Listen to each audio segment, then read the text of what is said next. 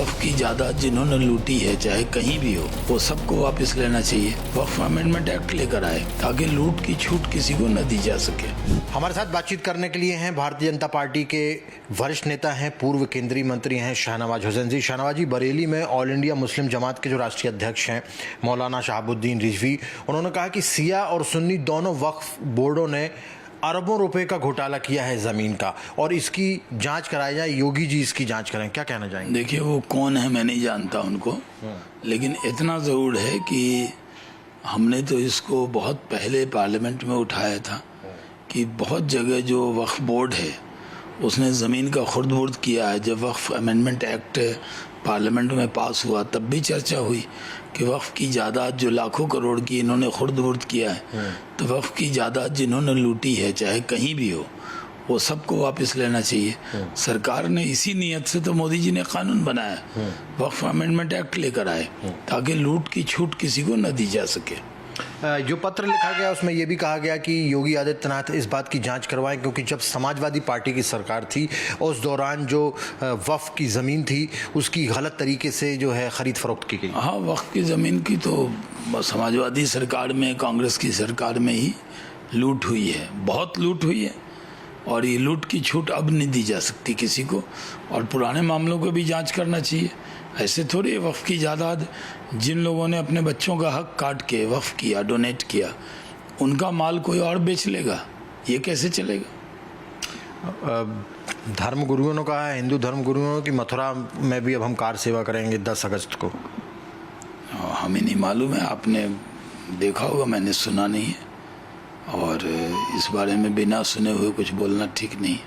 हमारे साथ बातचीत करने के लिए हैं भारतीय जनता पार्टी के वरिष्ठ नेता हैं, पूर्व केंद्रीय मंत्री हैं शाहनवाज हुसैन जी। शाहनवाज जी, बरेली में ऑल इंडिया मुस्लिम जमात के जो राष्ट्रीय अध्यक्ष हैं मौलाना शहाबुद्दीन रिजवी, उन्होंने कहा कि सिया और सुन्नी दोनों वक्फ बोर्डों ने अरबों रुपए का घोटाला किया है ज़मीन का, और इसकी जांच कराई जाए, योगी जी इसकी जांच करें। क्या कहना चाहेंगे? देखिए, वो कौन है मैं नहीं जानता उनको, लेकिन इतना ज़रूर है कि हमने तो इसको बहुत पहले पार्लियामेंट में उठाया था कि बहुत जगह जो वक्फ बोर्ड है उसने ज़मीन का खुर्द-बुर्द किया है। जब वक्फ अमेंडमेंट एक्ट पार्लियामेंट में पास हुआ तब भी चर्चा हुई कि वक्फ की जायदाद जो लाखों करोड़ की इन्होंने खुर्द-बुर्द किया है, तो वक्फ की जायदाद जिन्होंने लूटी है, चाहे कहीं भी हो, वो सबको वापस लेना चाहिए।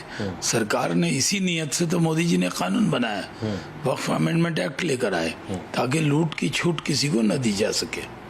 जो पत्र लिखा गया उसमें यह भी कहा गया कि योगी आदित्यनाथ इस बात की जांच करवाएं, क्योंकि जब समाजवादी पार्टी की सरकार थी उस दौरान जो वक्फ की ज़मीन थी उसकी गलत तरीके से जो है ख़रीद फरोख्त की गई। हाँ, वक्फ की ज़मीन की तो समाजवादी सरकार में, कांग्रेस की सरकार में ही लूट हुई है, बहुत लूट हुई है, और ये लूट की छूट अब नहीं दी जा सकती किसी को, और पुराने मामलों को भी जांच करना चाहिए।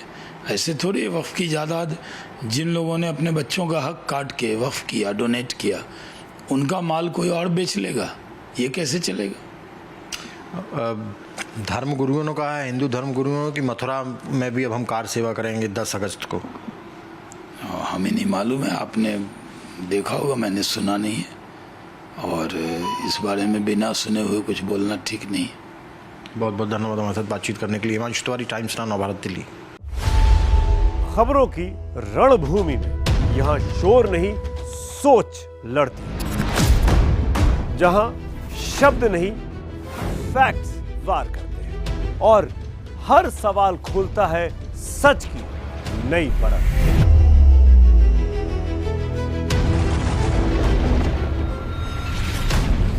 चक्रव्यूह, आपके अपने सुमित अवस्थी के साथ सोमवार से शुक्रवार शाम 6:57 पर टाइम्स नाउ नवभारत पर।